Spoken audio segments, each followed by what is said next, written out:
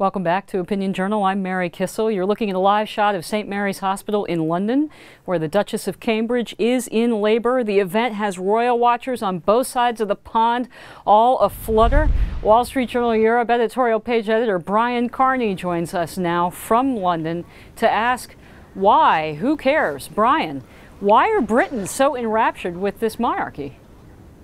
Well, it's a funny thing about monarchies. When things are going well, things go really, really well. The problem with monarchies is when things go badly, it's really hard to get rid of them. Right now, the British monarchy has been on an upswing. Queen Elizabeth is popular. The marriage between Prince William and Kate Middleton was a huge national party 2 years ago, and now everybody seems already in love with this baby, which, according to Twitter, is not quite with us, but we expect birth announcement at any time. So, well, Brian, you said that the monarchies are hard to get rid of, but they've really faded from view on the continent. No more than ceremonial, but the British monarchy really seems to have persisted. I mean, you look at the crowds outside this hospital. I mean, a lot of attention. What is it about this particular monarchy that has allowed them to sustain themselves for so long?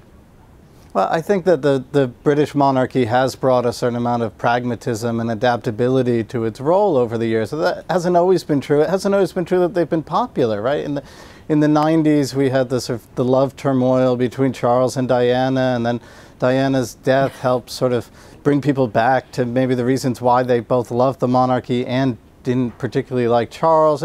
These things go up and down, but I think over time the British monarchy is still there because it's realized when to give up power, when to step back.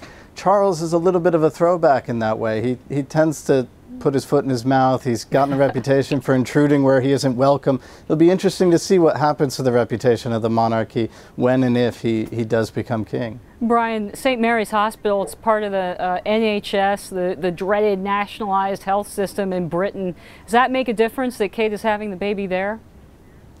Oh, I think that they almost have to do that. I don't know exactly what the history of all these royal births were. Not very long ago, they very often had these babies in one of the royal residences. But, it is the national health system, and if they didn't use it occasionally, I think people would start to ask why. But I'm sure that whatever hospital she'd be in, they would be getting, the best care that hospital could give. They know what the stakes are here.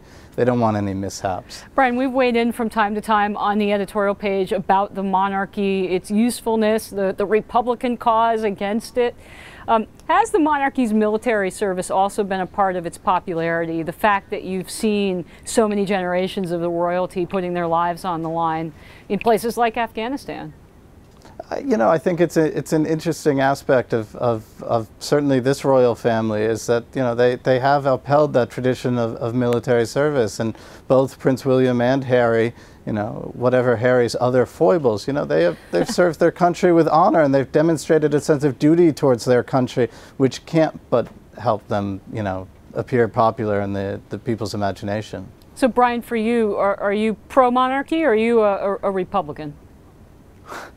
I am pro-gradualism. I think that, very rarely are monarchs easily, gotten rid of, as I said at the beginning. I think if they wanted to step aside, I doubt the country would be much poorer for it.